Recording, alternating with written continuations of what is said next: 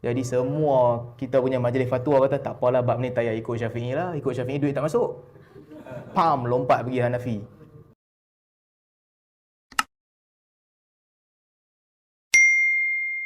Berbeza dengan Imam Syafi'i, Imam Syafi'i qiyas. Imam Syafi'i sangat tekankan qiyas. Dalil kata macam mana? Boleh qiyas dengan dalil sahaja. Tak boleh keluar daripada tu.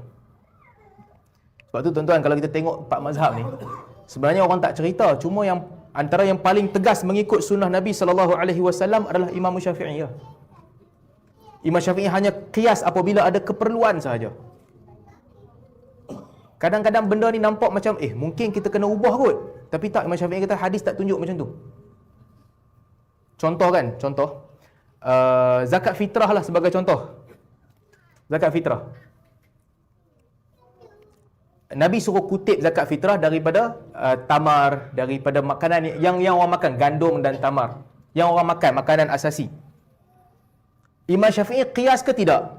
Imam Syafi'i qiyas. Imam Syafi'i kata kalau di tempat lain, makanan asasi dia lain, tetap kena zakat fitrah. Sebab qiyas yang direct. Makanan asasi di Madinah adalah tamar, fitrah bayar dengan tamar. Pergi ke negara Beleng pula, mungkin makanan asasi dia spaghetti, bayar dengan spaghetti. Itu boleh qiyas. Sebab makanan dengan makanan. Tapi tukar daripada tamar kepada nilai tamar tu sendiri, Imam Syafi'i kata yang ni tak boleh.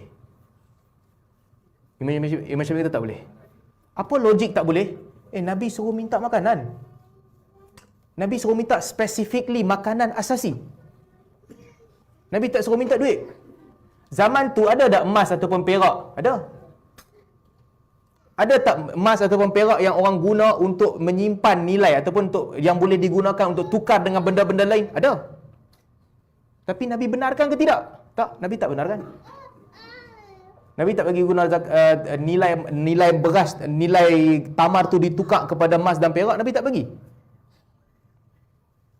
Zaman tu ada ke tidak orang yang susah ataupun makanan dia cukup? Dia susah, cuma makanan dia cukup. Dia adalah sedikit pokok tamar yang dia sentiasa boleh makan. Ada. Boleh tak untuk orang ni bagi zakat selain daripada tamar sebab tamar dah ada? Tak boleh. Jadi logik Imam Syafi'i, hadis sebut kena bagi makanan asasi, kena bagi makanan asasi. Bukan hak kamu untuk buat masuk kepala otak kamu. Orang lebih memerlukan duit kot daripada makanan. Itu kamu bukan buat penetap hukum syarak. Itu hak Allah Ta'ala. Allah Ta'ala minta yang tu, yang itulah. Ini mazhab Syafi'i.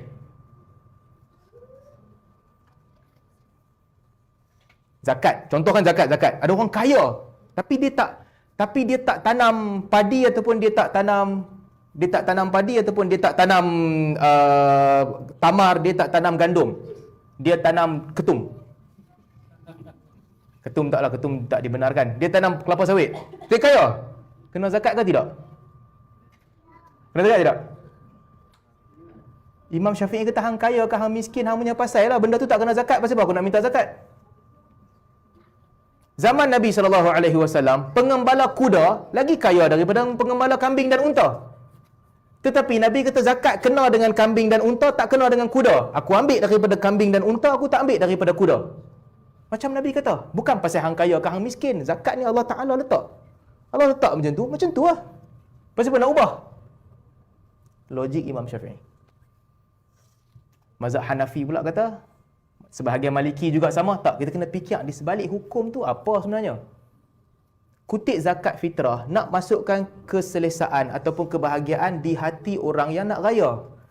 Jadi beras dah banyak, makanan dah cukup, dan makanan susah nak manage pada hari raya. Susah nak manage, banyak beras nak bagi ke orang, nak distribute susah.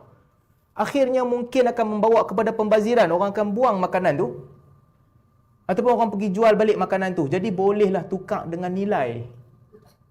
Ambil nilai beras ataupun nilai makanan asasi, bagi kepada orang yang memerlukan. Orang yang tanam beras, tanam padi, mereka hidup susah. Kita ambil zakat. Takkan orang yang kerja government state grade 48, 52 tak mau ambil zakat? Mereka ni gaji banyak. Tak aci tak ambil zakat. Kita pun kutip zakat pendapatan. Logik Hanafi. Yang susah pun kena, takkan yang kaya tak kena. Sedangkan tanam padi yang miskin pun dikenakan zakat. Takkan tanam kelapa sawit yang mahal tak dikenakan zakat. Logik Hanafi. Pengembala kambing yang susah pun dikenakan zakat. Takkan orang kerja gaji berpuluh-puluh ribu setiap bulan tak kena zakat. Tak teli. Logik Hanafi. Logik Syafi'i pula, zakat ni bukan ikut kepala hang, bukan ikut kepala aku. Nabi ambil daripada mana, aku ambil daripada tu. Selain daripada tu, itu bukan zakat. Ada orang kaya zaman Nabi SAW, tapi perniagaan dia bukan perniagaan yang kena zakat. Jual kuda, Nabi tak ambil, menunjukkan dia bukan pasal kaya dan miskin. Spesifik, kes ni yang Allah Ta'ala nak, ini sahaja. Jangan tambah, jangan kurang. Soalan, tuan-tuan banyak zakat pendapatan ke tak? Banyak? Ni salah soalan. Kena bayar ke tak bayar? Ini bukan betul. Kena bayar ke tak? Ha? Macam mana? Agak-agak kena bayar ke tak? Dah faham kan logik Syafi'i dengan logik Hanafi? Tuan-tuan ikut mazhab mana ni? Ha? Iyalah, itu satulah majlis fatwa, tapi sendiri kita ikut mazhab mana ni sekarang ni? Syafi'i ke Hanafi? Ha? Okey, kalau ikut Hanafi kena bayar. Ikut Hanafi kena bayar. Daripada gaji tu dia kena bayar 2.5%. Dia pergi qiyas dengan simpanan. Qiyas dengan simpanan. Tapi kalau pakai kaedah Syafi'i, ulama mazhab Syafi'i akan bantah habis-habisan. Satu, tak cukup haul. Yang kedua, Nabi tak kutip zakat daripada sini. Yang ketiga, mana main nilai 2.5% tu hang kutip kat mana? Itu zakat simpanan emas, bukan zakat pendapatan. Jadi semua kita punya majlis fatwa kata tak apalah bab ni tak payah ikut Syafi'i lah. Ikut Syafi'i duit tak masuk. Pam, lompat pergi Hanafi. Bab ni dia baru boleh lompat. Itu yang kita cerita ni, bab hukum ya, bila kita cerita. Nak taksub sangat ni, tak ada orang yang strict dengan satu mazhab. Tak ada orang. Tapi uniknya mazhab Syafi'i, itulah dia punya keras dalam mengikut sunnah. Mazhab Maliki dia ada sedikit jalan keluar di mana ada hukum yang terbit daripada maslahah. Jadi saya berhenti dekat ni dulu untuk hari ini. InsyaAllah nanti kalau ada kesempatan kita sambung.